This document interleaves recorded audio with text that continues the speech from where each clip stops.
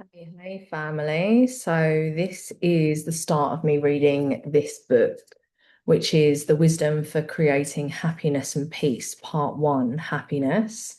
And this is selections of the works of Daisaku Ikeda. And if you're yet to learn, I'm a practicing Nichiren Buddhist. So, as much as this may be for your own practice and study, this is also for mine. So, let's get going. I'll be doing chapters for each video. So I'll be going through each chapter. So this is the preface.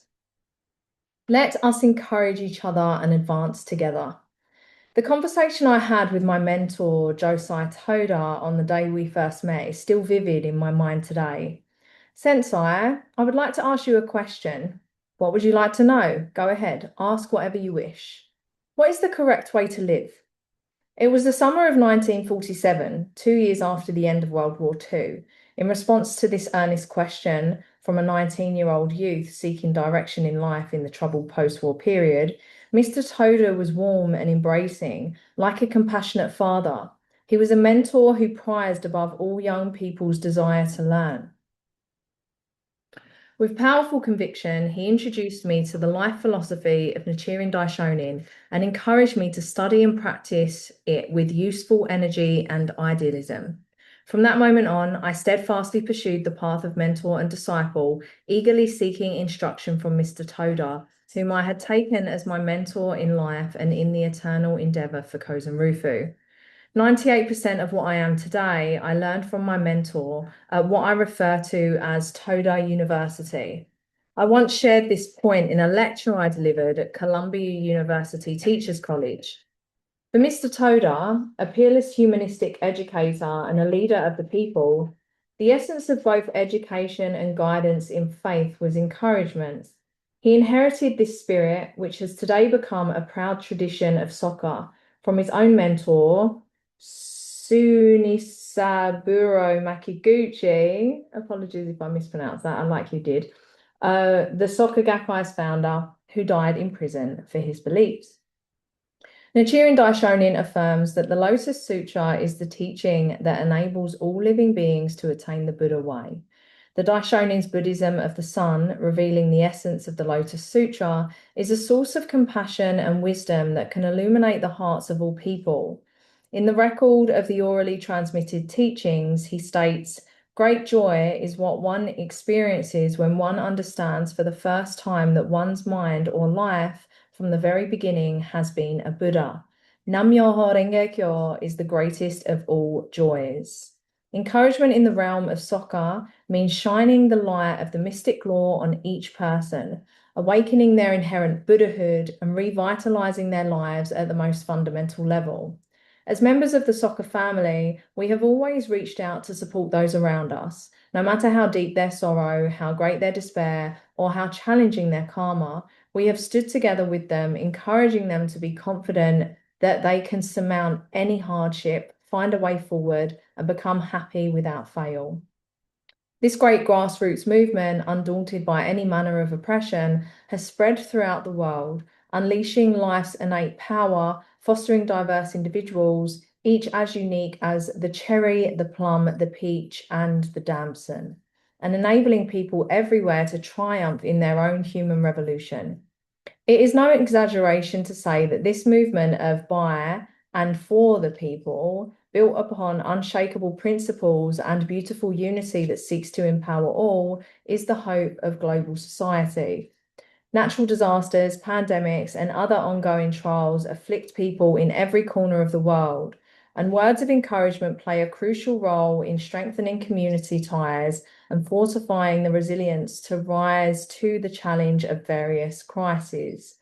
In Buddhism, the ideal of leadership is symbolized by the wheel-turning sage king, a monarch who governs with what is called a will treasure. Nichiren Daishonin offers the following observation. To go round and round unendingly in the cycle of birth and death, throughout the three existences of past, present, and future, is what is called being a wheel-turning sage king. The wheels that the wheel-turning sage kings possess when they make their appearance in the world, Their will treasures are the words and sounds that we ourselves utter. And these sounds, our will treasures, are Nam-myoho-renge-kyo. This is what is called the great wisdom of equality. While steadfastly chanting Nam-myoho-renge-kyo and grappling with our own and others' sufferings of birth, aging, sickness, and death, our words of conviction and earnest encouragement that triumph over all malicious slurs and lies are like our very own will treasures that we are turning across the globe. Inheriting this great humanistic spirit, our youthful global citizens of Soka are currently dynamically engaged in the shared endeavour to achieve the UN's Sustainable Development Goals, which are based on the fundamental wish that no one be left behind.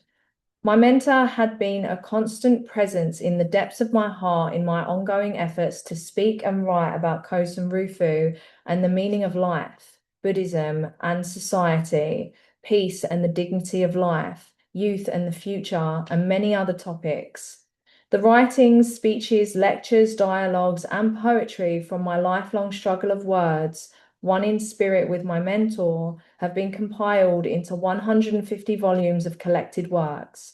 As the compilation process was nearing completion, some of our enterprising members, brimming with youthful spirit, proposed the idea of compiling a selection of excerpts from the collection for the new era of worldwide Kosen Rufu. Motivating this project was their enthusiasm to produce a common study resource for our members around the world, adopting the title, The Wisdom for Creating Happiness and Peace. They set about choosing excerpts covering a range of themes and coordinating the translation of these selections. I'm delighted by their noble spirit of voluntarily taking on this time-consuming and challenging task. They have exerted themselves tirelessly to respond to the ardent seeking spirit of their fellow members, to promote the united progress of worldwide Kosen Rufu, and to support the efforts of future generations of members to study Nichiren Buddhism and the Soka Gakkai spirit. The results of their dedicated work were published in monthly installments in the Soka Gakkai study magazine, Daisaku. I've probably mispronounced that. As I reviewed the page proofs, I felt if I were engaging in a fresh dialogue with my beloved disciples. Over the 4 years during which those installments were published in Japanese, painstaking efforts were made to translate them and ensure that readers around the world could access them. I am pleased they, along with additional excerpts, are now being published in book form, and I would like to express my boundless gratitude to all of those involved in this task. I would like to dedicate this book, a collection of words of encouragement that embody the oneness of mentor and disciple, to Presidents Makaguchi and Toda, and entrust it to our precious successors. Nichiren Daishonin states, when teacher and disciples have fully responded to one another and the disciples have received the teaching so that they gain the awakening referred to where the sutra says, I took a vow, hoping to make all persons equal to me without any distinction between us.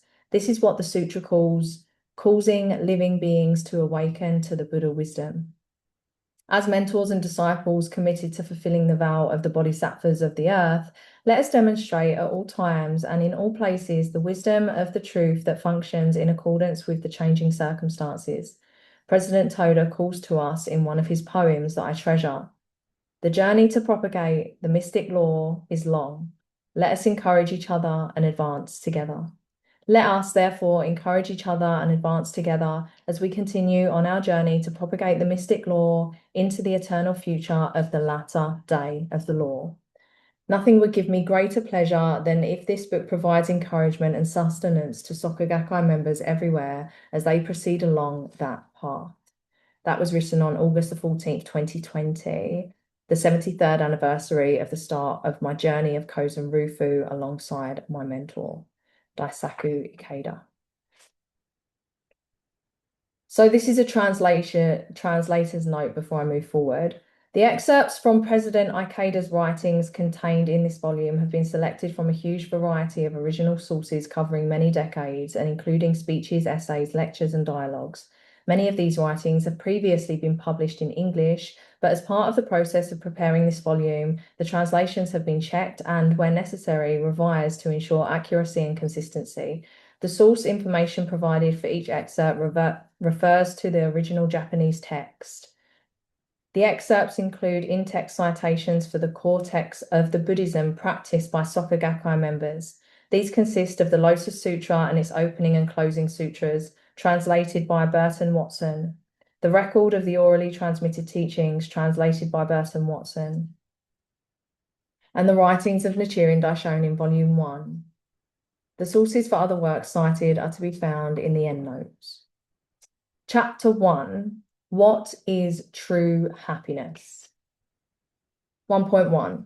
Leading the happiest of lives. President Ikeda's conception of happiness is an inspiring teaching for all, imparting courage to those overwhelmed by suffering and hope to those shrouded in despair. This first chapter introduces this all-embracing concept of happiness. In this selection, President Ikeda responds to questions from members in Thailand about the purpose of life and how we should live our lives. How do I live my life? How can I live the very best life? These are fundamental questions. How to live is an inescapable issue that confronts all who are born in this world, one that has been pursued by countless philosophies, ideologies, and religions. At the most basic level, politics, economics, and science too are inseparable from this issue. Their original purpose is to help people live the happiest of lives. None of these areas of human endeavor, however, can provide an answer to the question, what constitutes the best life? They have no clear or conclusive answer that is rationally convincing. Buddhism supplies a coherent answer to this question.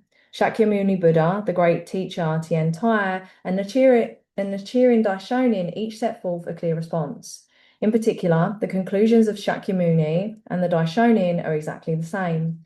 Moreover, based on his conclusion, Nichiren Daishonin left behind a concrete tool that all people can use to become happy. He bestowed the Gohonzon, which second Soka Gakkai president Josai Toda referred to as a happiness-producing device upon all humankind. What is the definition of human happiness? There is a Thai saying, false happiness makes people become haughty and arrogant. Real happiness makes people joyful and fills them with wisdom and compassion. Is one happy just because one is wealthy? All too many people have allowed money to ruin their lives. President Toda stressed the importance of absolute happiness over relative happiness. Absolute happiness is not how one stands compared with others, nor is it a transitory, illusory happiness that fades with the passing of time.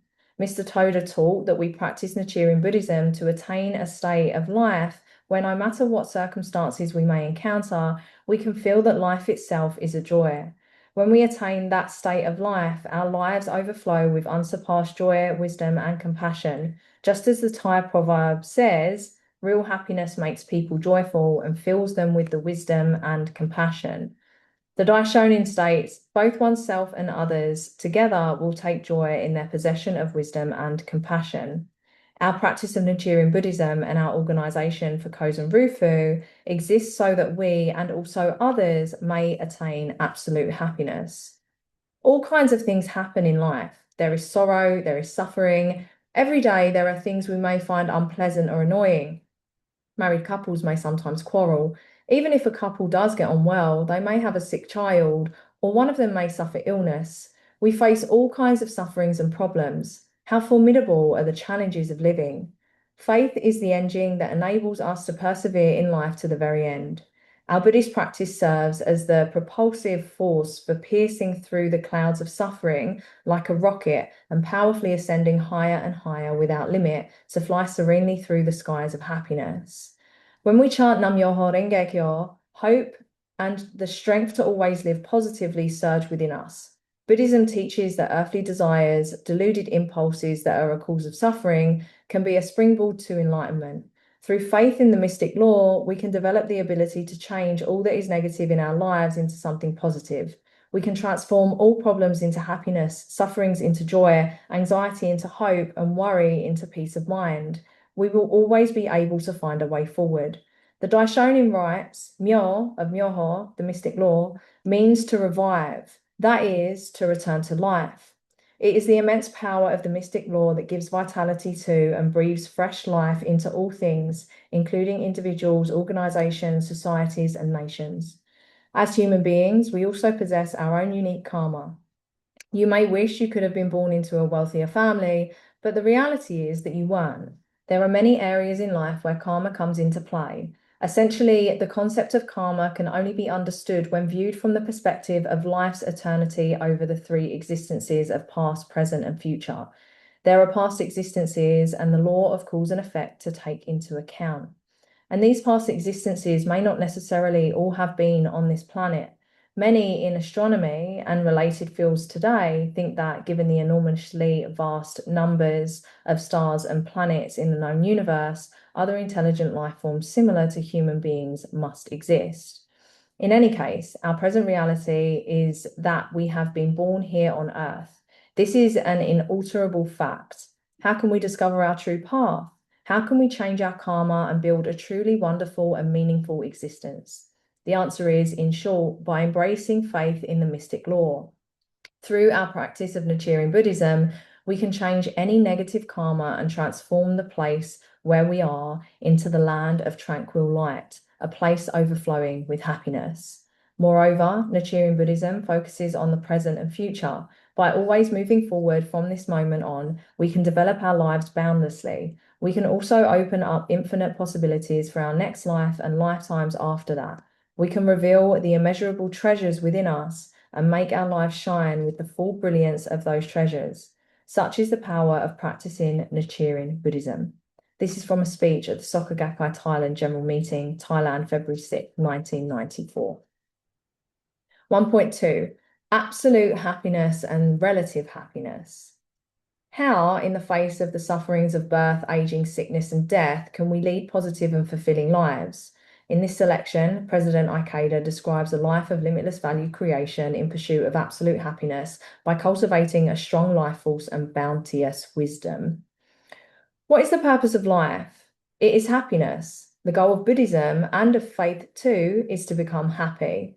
Nichiren Daishonin writes, there is no true happiness for human beings other than chanting Nam-myoho-renge-kyo. The Lotus Sutra reads, where living beings enjoy themselves at ease. Enjoy themselves at ease here means being freely able to live the kind of life one desires and wholeheartedly enjoying that life. If you possess strong life force and abundant wisdom, it is possible to enjoy the challenge of overcoming life's hardships in much the same way that waves make surfing exhilarating and steep mountains give mountaineering its appeal.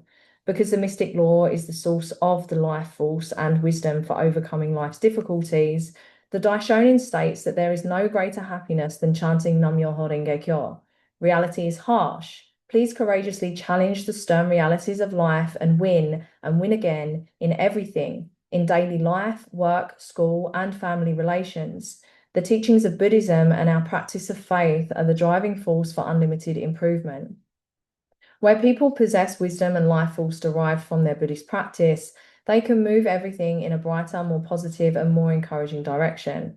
Wise, genuine practitioners of Nichiren Buddhism are able to enter into a winning rhythm in actuality, not just in theory. Second Soka Gakkai President Josai Toda gave the following guidance on happiness. I would like to say a few words about happiness. There are two kinds of happiness, absolute happiness and relative happiness. Absolute happiness is attaining Buddhahood. Relative happiness means that your everyday wishes are fulfilled one by one. For instance, to have 1,000,000 yen, a wonderful spouse, fine children, a nice house or clothes, and so on. Such happiness is not of great consequence, yet everyone is convinced that this is what being happy is all about. What then is absolute happiness? Absolute happiness means that being alive and here itself is a joy. It also implies a state where one is free of financial worries and enjoys adequate good health, where there is peace and harmony in one's family and one's business prospers, and where all that one sees and hears brings one a wonderful sense of pleasure and joy. When we achieve such a state of life, this world, this strife-ridden Saha world, will itself become a pure land. This is what we call attaining the state of Buddhahood. How can we achieve this? We must shift from the pursuit of relative happiness to that of absolute happiness. Only our practice of Nichiren Buddhism can make this happen. I'm working furiously to share this truth with others, so I hope that you will have utter confidence in my words and lead such lives of absolute happiness. Founding Soka Gakkai President Mr. Makiguchi once said, There are some people who go around saying, I saved the money I wanted, I bought the house I wanted, so now I can sit back, enjoy a drink, and indulge in a few luxuries. What more can I want in life than that? This kind of person has no understanding of the true purpose of life. On this point, Mr. Makiguchi clearly stated, the purpose of life is to create supreme value and to attain the greatest happiness. The name Soka Gakkai, literal value creating society, means an organization whose members are committed to creating supreme value and attaining the greatest happiness. The purpose of life is to realize this kind of happiness. In other words, absolute happiness. Absolute happiness is something that doesn't change with time. It is eternal and unaffected by external factors, welling forth from the depths of one's life. It is not a transitory thing like worldly status and fortune or some other fleeting satisfaction. What matters is living in accordance with the law and attaining an elevated state of life based on the law. The state of life we attain, like the law itself, is eternal. As practitioners of Nichiren Buddhism, we can make our way as champions of life throughout eternity. Some people say that happiness is just a state of mind, and that if you think you're happy, you will be, even if you're suffering from illness or poverty. But if it's just something you're telling yourself without actually feeling any real sense of happiness in the depths of your being, then it's ultimately meaningless. The treasures of the heart that we accumulate through our practice of Nichiren Buddhism will manifest in our lives over time as treasures of the body and treasures of the storehouse. Every day, I'm earnestly praying that you may enjoy comfortable lives, good health, and longevity, and I will continue to pray wholeheartedly for this as long as I live. It is my ardent wish that you each fulfill all of your heart's desires so that you can declare in your closing days, my life has been a happy one. I have no regrets. It has been a satisfying life. From a speech at a Rio de Janeiro general meeting in Brazil, February 13th, 1993. 1.3, happiness is forged amid life's challenges. True happiness is not a matter of chance. It is forged through our earnest efforts to grapple with life's many challenges. I would like to talk a little about the subject of happiness. Happiness is the fundamental goal of life. It is also the goal of faith, and it is the goal of Buddhism. It is extremely important then to understand just what happiness is. I think it is fair to say that people in all ages and places have earnestly sought the answer to the question. What is happiness? And that, for all too many today, it still remains unanswered. Some possess great material wealth but are unhappy, perhaps becoming a mean-spirited person or doing nothing but fighting and quarreling with others. On the other hand, it is quite possible to be materially poor yet enjoy great happiness, being pure-hearted and seeing the beauty in all things, like a poet. Happiness is something very personal. Of two people in similar circumstances, one may be unhappy and the other happy. People are all different and perceive things differently. The reality of people's lives is infinitely diverse. For instance, there are many women who, though they may seem to have good fortune when they are single, possessing youth, beauty, and wealth, end up extremely sad and unhappy when they get married. Living like a princess in a palace, eating food from gold plates, and wearing stylish, immaculate clothing is not happiness. It is in fact stifling and boring, illusory and empty. Though people in such circumstances may seem to be very happy, it is all a show. In reality, their happiness is very fragile and fleeting. Some, on the other hand, may appear to be suffering misfortune, but are, with strong determination and dignity, forging a life state of happiness that is like a magnificent painting. By surviving the tragic misfortunes of youth and experiencing many times the hardship of others, we can lead lives that are many times richer, filled with tremendous vitality and inner strength in our final chapter. If our lives are always smooth sailing, we'll never be able to savor real happiness. It goes without saying that the treasure of happiness cannot be found in a life of ease and idleness. The diamond of happiness can only be found by making our way into the deep mountain recess of life with great effort and exertion. It is not to be found in idly seeking fun and pleasure amid the bustle and bright lights of the city or in leading an easy existence. The renowned Scottish poet Robert Burns had this to say about happiness in one of his verses, that in standard English translation reads, "If happiness have not her seat and centre in the breast, we may be wise or rich or great, but never can be blessed. No treasures nor pleasures could make us happy long. The heart always is the part always that makes us right or wrong. In other words, happiness and unhappiness ultimately are found within us. As Nichiren Daishonin says, it is the heart that is important. This is from a message to a nationwide Young Women's Division leaders meeting on June 16th, 1999. 1.4. Happiness lies within us. In this selection, President Ikeda outlines the Buddhist way of life, opening the palace of happiness within our lives instead of seeking it outside and helping others do the same. Where is the palace of happiness, the indestructible bastion of happiness that so many are eagerly seeking? And how is it to be acquired? In the record of the orally transmitted teachings, Nichiren Daishonin states, chanting Nam-myoho-renge-kyo is what is meant by entering the palace of oneself. The indestructible life state of Buddhahood exists within us all. It could be described as an everlasting palace of happiness adorned with countless glittering treasures. By embracing faith in the mystic law and chanting Nam-myoho-renge-kyo, we can enter this place within our lives. In other words, the Daishonin teaches that we have the capacity to make the palace of oneself shine with supreme brilliance. People seek all kinds of worldly palaces of happiness. Some seek wealth or social standing, while others wish for fame, celebrity, or popularity. But none of these things have the permanence of a steadfast mountain peak. In our ever-changing existences, they are like the light of fireflies, flickering beautifully, but destined to fade and disappear all too soon. A life spent in pursuit of the ephemeral transitory glories of the world is also ephemeral and transitory. Chasing eagerly after forms of happiness that are insubstantial and impermanent is a sad and empty way to live.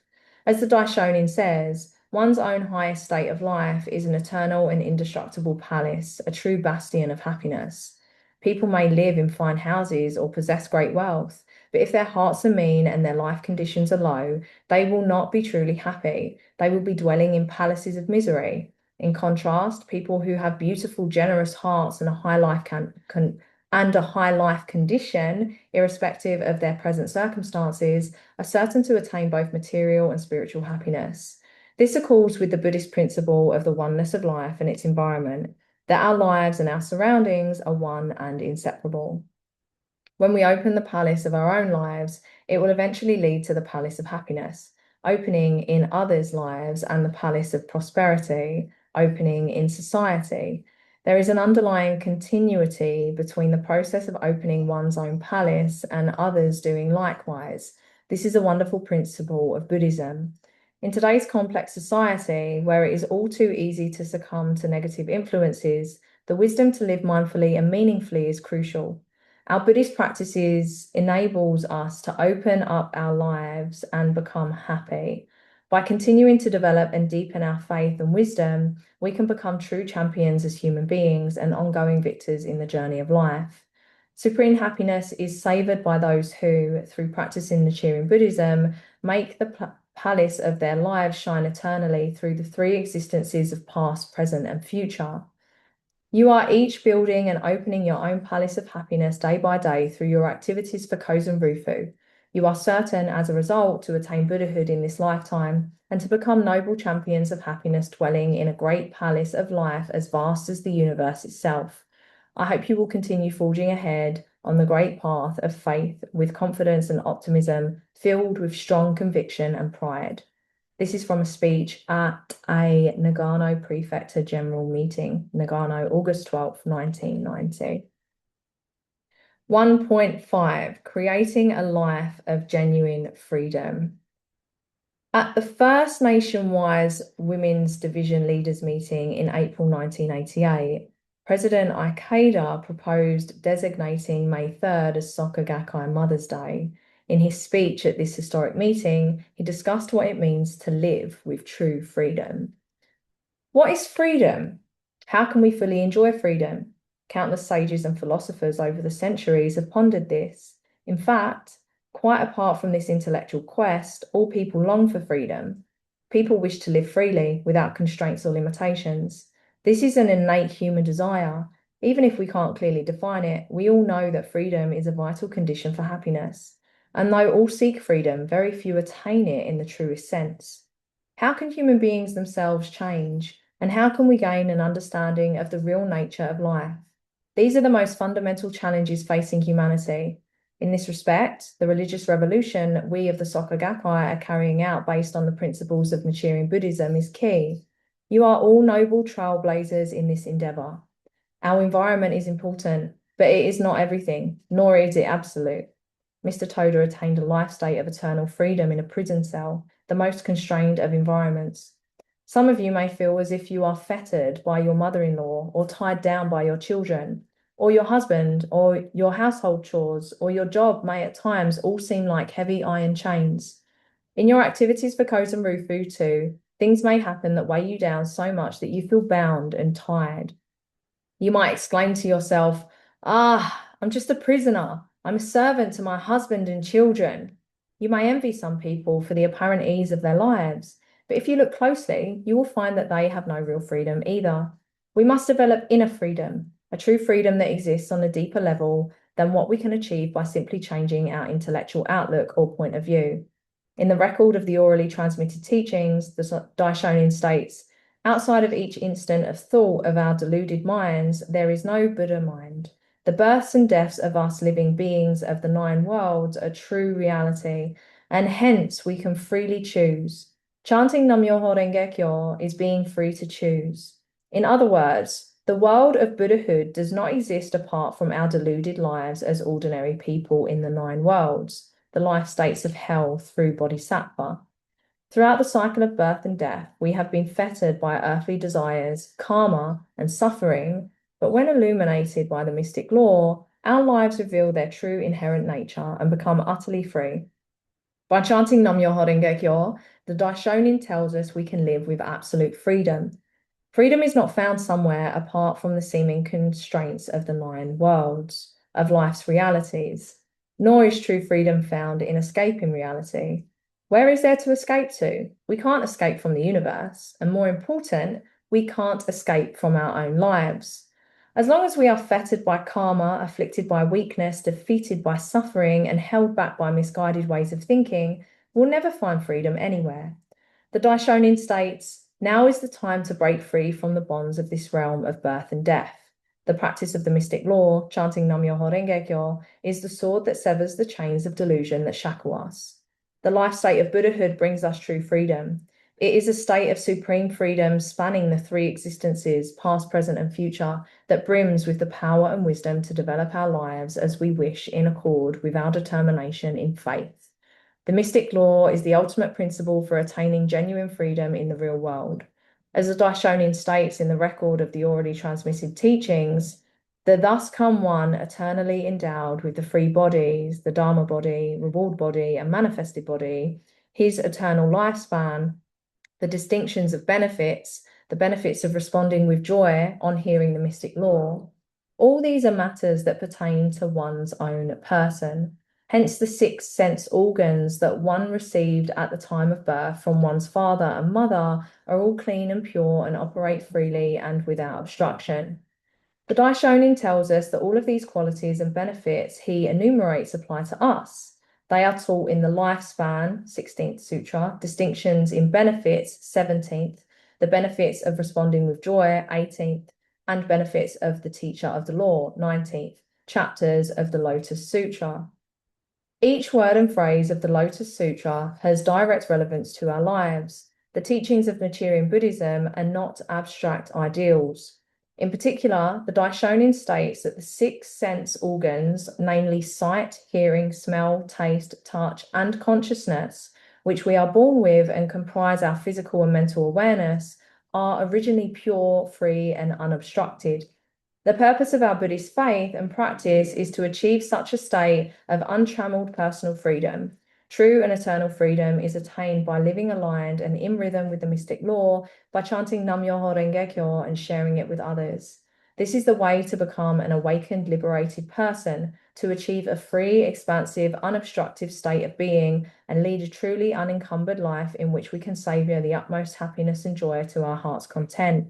That's why no matter what happens, we must never stop practicing. The religious revolution of the Sokai Gakkai is carrying out. Let me start that again. The religious revolution the Sokai Gakkai is carrying out is a struggle to liberate humanity, to liberate all people, so that they can enjoy eternal inner freedom. Such inner freedom doesn't come by sitting around and waiting for it. It must be fought for and won. To that end, I ask that each of you strive to gain mastery over yourself. A commitment to self-mastery is the foundation from which everything will follow in accord with the Buddhist principle of consistency from the beginning to end, enabling you to create a life of genuine happiness and freedom. That's from a speech at a nationwide Women's Division Leaders Meeting in Tokyo, April 27th, 1988. 1.6, the 6 conditions for happiness. President Ikeda presents 6 points for attaining happiness in this speech at an SGI general meeting in the USA and stresses that all of them are included in the practice of Nichiren Buddhism. In his writings, Nichiren Daishonin states, "You must not spend your lives in vain and regret it for 10,000 years to come." How should we live our lives? What is the most valuable and worthwhile way to live? A well-known Japanese poem goes, "The life of a flower is short, sufferings only are there many." The meaning of these lines is that flowers suddenly come into bloom and then, just as suddenly, their petals fall and scatter. Ultimately, the only thing that lasts for a long time is suffering. Life, indeed, may be like that in some ways. A philosopher once remarked that perhaps the only way to determine happiness or unhappiness in life is by adding up, at the end of one's days, all the joys and all the sorrows one had experienced and basing one's final evaluation on whichever figure was larger. Despite having illustrious positions in society or great material wealth, there are many people who fail to become happy. Despite enjoying wonderfully happy marriages or relationships, people must ultimately be parted from the person they love through death. Being separated from loved ones is one of the unavoidable sufferings inherent in the human condition. There are many who, despite gaining great fame and popularity, die after long, agonizing illnesses. Despite being born with exceptional beauty, not a few have been brought to misery by this seeming advantage. Where is happiness to be found? How can we become happy? These are fundamental questions of life, and human beings are no doubt destined to pursue them eternally. The teachings of Nichiren Buddhism and faith in the mystic law provide fundamental answers to these questions. Ultimately, happiness rests on our establishing a solid sense of self.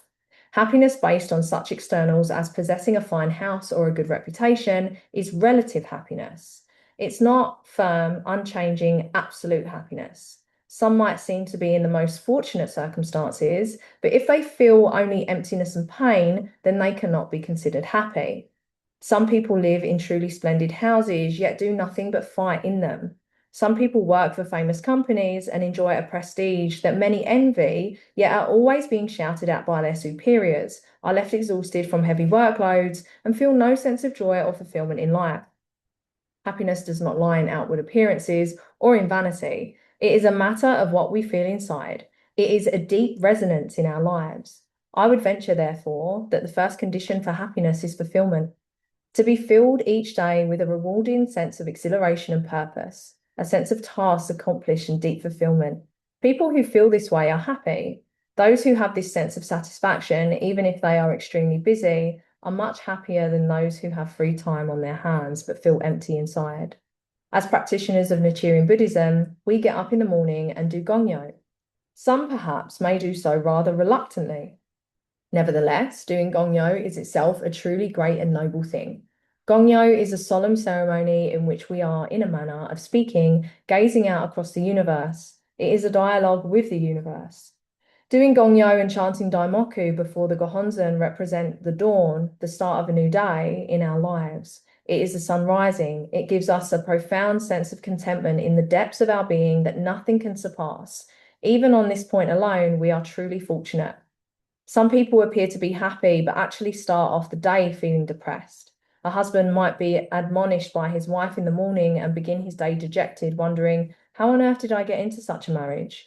He will savor neither happiness nor contentment. Just by looking at our mornings, it is clear that we in the SGI lead lives of profound worth and satisfaction.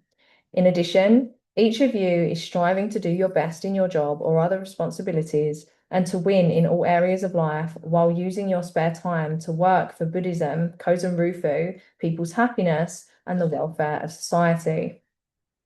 In this latter day of the law, teeming with perverse individuals, you are exerting yourselves energetically, often amid many hardships and obstacles, chanting Daimoku for others' happiness, traveling long distances to talk with friends and show them warm concern and understanding. You are truly bodhisattvas. There is no nobler life, no life based on a loftier philosophy. Each of you is translating this unsurpassed philosophy into action and spreading its message far and wide. To possess a philosophy of such profound value is itself the greatest fortune. Accordingly, the second condition for happiness is to possess a profound philosophy. The third condition for happiness is to possess conviction. We live in an age in which people can no longer clearly distinguish what is right or wrong, good or evil. This is a global trend. If things continue in this way, humanity is destined for chaos and moral decay. In the midst of such times, you are upholding and earnestly practicing Nichiren Buddhism, a teaching of the highest good. In the opening of the eyes, the Daishonin writes, "This I will state. Let the gods forsake me. Let all persecutions assail me. Still, I will give my life for the sake of the law." In this same letter, he instructs his believers not to be swayed by temptations or threats, however great, such as being offered the rulership of Japan or being told that one's parents will be beheaded. The important thing is holding on resolutely to one's convictions, come what may, just as the Daishonin teaches. People who possess such unwavering conviction will definitely become happy. Each of you is such an individual.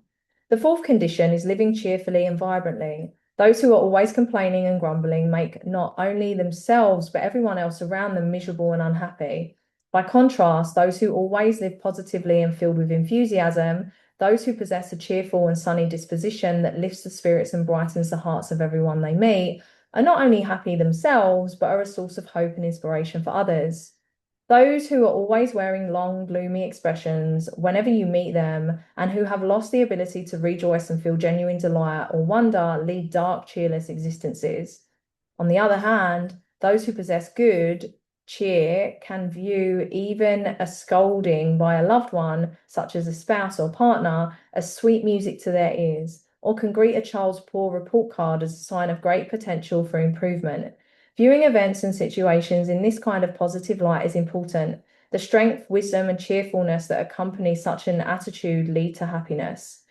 To regard everything in a positive light or with a spirit of goodwill, however, does not mean being foolishly gullible and allowing people to take advantage of our good nature.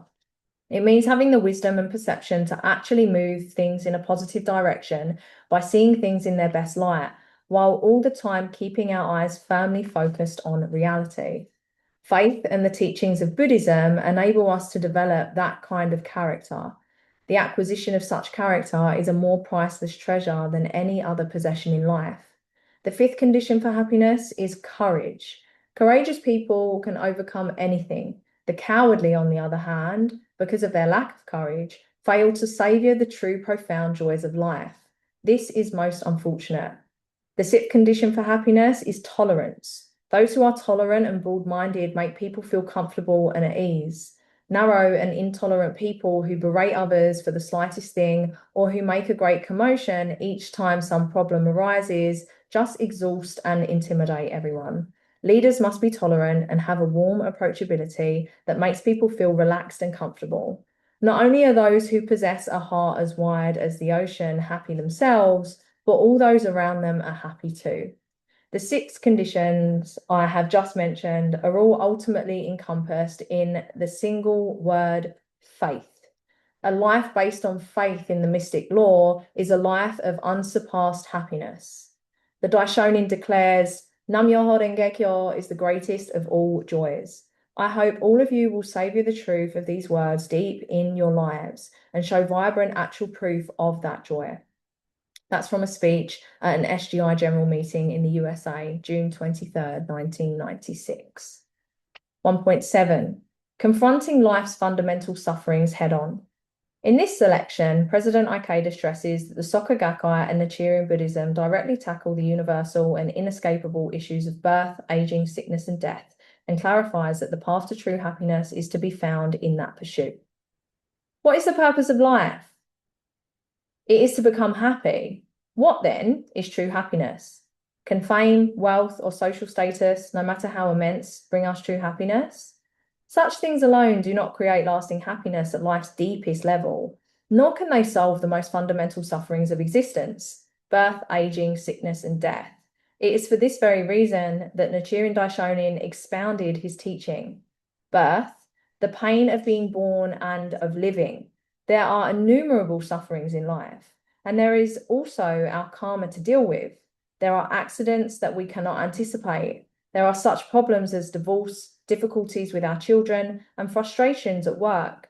The question is, how do we overcome all of these and other sufferings? Aging, the suffering of growing older. Right now, you are all young, you are all healthy, and possess the beauty of youth, but you will invariably age and grow old. There's no inoculation against this, and the most expensive medicine will not cure you of old age. Sickness, the suffering of illness. Some suffer from cancer, others suffer from mental or spiritual illnesses. Life is a battle against a myriad of diseases and disorders. Second Soka Gakkai President Josai Toda often said that there is an illness called poverty, just as there is an illness called meanness of spirit. He also asserted that the karma of being hated by others and ending life in defeat can also be termed a kind of illness. It is the power of the mystic law that cures these kinds of illness that afflict the body and mind at a fundamental level. Death. This is the most uncompromising of the four sufferings. None of us here today will be alive in 100 years. As the French literary giant Victor Hugo declared, we are all under sentence of death, but with a sort of indefinite reprieve. There are many ways of dying as well. Some die by their own hand, others are murdered, some suffer unspeakable agony before they die. How should we view our inexorable fate of death? How can we overcome the suffering it causes? These are crucial questions. And what happens after death? Do we still exist? Or is there nothing? If we do exist, in what state do we exist? Such things are beyond ordinary human understanding. The sufferings of birth, aging, sickness, and death are universal to humankind. They are the basic issues we face in our unending search for happiness. Yet almost all of society's leaders sidestep them. They furtively avert their eyes from the very issues that any leader who feels a sense of responsibility for the welfare of the people cannot possibly neglect. This is a great misfortune for the people. The Soka Gakkai confronts these fundamental problems head on, and Nichiren Daishonin reveals the means for resolving them completely. He elucidates the mystic law, which enables us to serenely overcome the four sufferings and all other kinds of hardships and obstacles, and in fact, even use our sufferings as an impetus to propel us forward as we lead lives pervaded by the four virtues of eternity, happiness, true self, and purity. Life is a struggle. Reality is a struggle. Nichiren Daishonin teaches that Buddhism is about winning. He exhorts us to become victorious. So we must win in life. To embrace the mystic law is to grasp the sword of victory. We can triumph over all. We can triumph and enjoy our lives. A person of faith is synonymous with a person of victory. Therefore, I hope all of you will be victorious in your lives. Live your lives so that you can declare, I have no regrets. I enjoyed my life. I encouraged many others and gave them hope. It was a good life. From a speech at an SGI USA Youth Division General Meeting, USA, March 14th, 1993. So that's the end of chapter 1. I will be back next time for chapter 2, which is developing a life state of happiness. I'm going to go and chant now. Thank you for being here. Nam-myoho-renge-kyo. Nam-myoho-renge-kyo. Nam-myoho-renge-kyo. Love you so much. Have a wonderful day.